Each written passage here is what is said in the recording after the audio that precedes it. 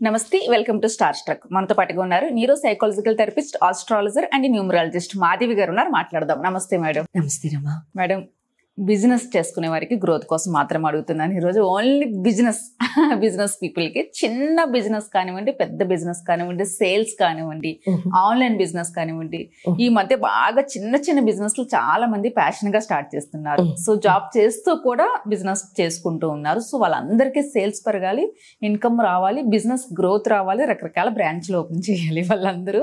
అంటే ఏం చేయమంటారు? బిజినెస్ అంటే చాలా వాటితో ముడిపడి ఉంటుంది. సో మైండ్ పెట్టాలి, మన వే ఆఫ్ బాగుండాలి. సో నిజాయితీగా వర్క్ చేయాలని మీరు ఎప్పుడూ చెప్తుంటారు. ఏ పని అయినా కూడా బిజినెస్లో కూడా అది ఖచ్చితంగా ఫస్ట్ పాయింట్ నేను అనుకుంటున్నాను. సో అంటే వాళ్ళు మాట్లాడేది బాగా షైన్ అవ్వాలి, అవతల వాళ్ళకి బాగా నచ్చాలి, బిజినెస్ గ్రోత్ రావాలంటే ఏం చేయమంటారు?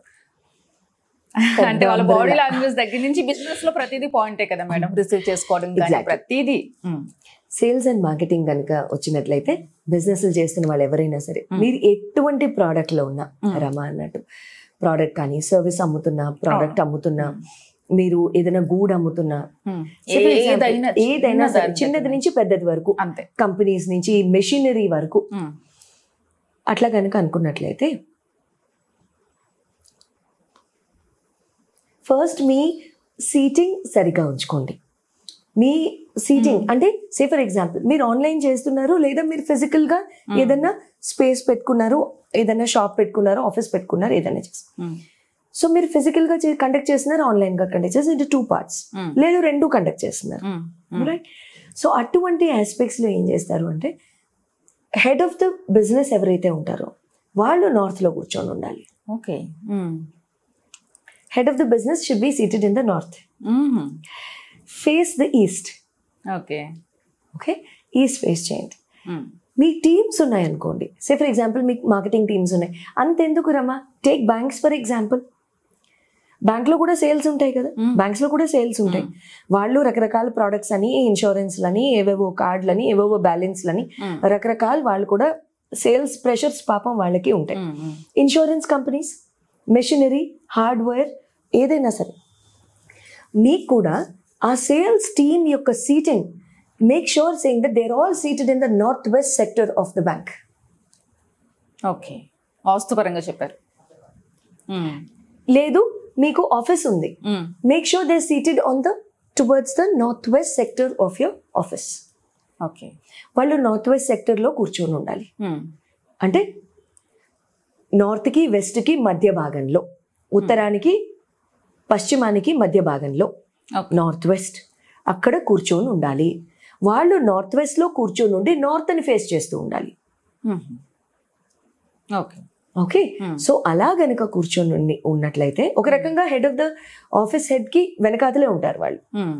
అలా చేసుకున్నట్లయితే వాళ్ళకి సపోర్ట్ అందుతుంది. వాళ్ళకి సపోర్ట్ ఎవరిది అందాలి? వాళ్ళది కొనే వాళ్ళ సపోర్ట్ అందాలి. వీళ్ళు ప్రోడక్ట్ కొనాలి, వాళ్ళు సపోర్ట్ తీసుకోవాలి, వాళ్ళు సపోర్ట్ తీసుకోవాలి, వీళ్ళు సపోర్ట్ ఇవ్వాలి. North west. ఓకే. అలా కనుక చేసినట్లయితే వాళ్ళకి సేల్స్ ఇంక్రీజ్ అవుతాయి. వాళ్ళ కెరియర్లో వాళ్ళు పర్సనల్గా, ఇండివిజువల్గా గ్రో అవుతారు. At the same time organisation పెరుగుతుంది.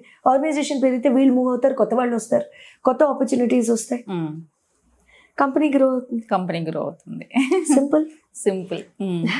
ఆ రకంగా చేసినట్లయితే చాలా చక్కగా మీకు మార్కెటింగ్ అండ్ సేల్స్ వాళ్ళకి చాలా బాగుంటుందండి.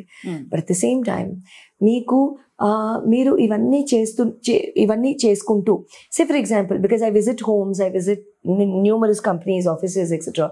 చాలా మంది నేను ఇంటర్నల్ వాస్తు కూడా సెట్ చేస్తాను. A lot of objects and every single object you do not know. Probably నా ఎదురుగుండా ఈ రిమోట్ ఉంటే దీనికి కూడా నేను చెప్తాను ఇది ఎక్కడ ఉండాలి అనేది. అంత చాదస్తూ ఉంది నాకు. సో ఇట్స్ లైక్ వెన్ నా కళ్ళు పడ్డాయి అంటే దాన్ని బతికినివ్వను.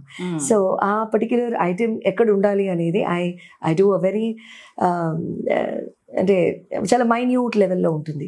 అట్ ద సేమ్ టైం ఆ రకంగా మీరు ఇవన్నీ సెట్ చేసుకుని ఇంకా తర్వాత ఇతర చాలా ఆఫీస్ ఆస్పెక్ట్స్ ఉంటాయి.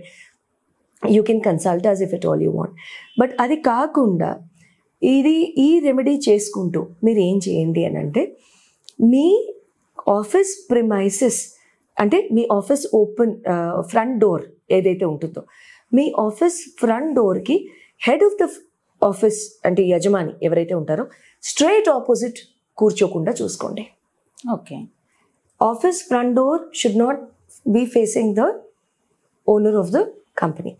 ఓనర్ ఎప్పుడు కూడా ఫ్రంట్ ఆఫీస్ని హిట్ చేస్తూ ఉండకూడదు. అప్పుడు ఏమవుతుందంటే గుడ్ టైమ్స్ బ్యాడ్ టైమ్స్ ఎప్పుడు కూడా ఓనర్కి వెళ్తూ ఉంటాయి. ఓకే. డయాగనల్లీ ఆ ఫ్రంట్ డోర్ అనేది ఎవరిని చూడకూడదు. ఓకే. ఏ మనిషిని ఏ వ్యక్తిని కూడా చూడకూడదు. ఈ ఆస్పెక్ట్స్లో చాలా చక్కగా ముందు ఎన్ష్యూర్ చేసుకోండి. ఈ ఆస్పెక్ట్స్ కనుక మీరు ఎన్ష్యూర్ చేసుకున్నట్లయితే ఆటోమేటిక్గా మీ సేల్స్ పెరుగుతాయి. ఆటోమేటిక్గా మీకు కస్టమర్స్ రావడం పెరుగుతుంది. ఆటోమేటిక్గా మీ సేల్స్ పెరుగుతాయి. ఆటోమేటిక్గా మీ ప్రొడక్ట్స్ అండ్ సర్వీసెస్ ఇవన్నీ పెరుగుతాయి. ఇంటి నుంచి చేస్తున్నా, మీరు ఒక బొటిక్ పెట్టినా, మీరు ఒక షాప్ పెట్టినా, ఏం చేసినా ఇవే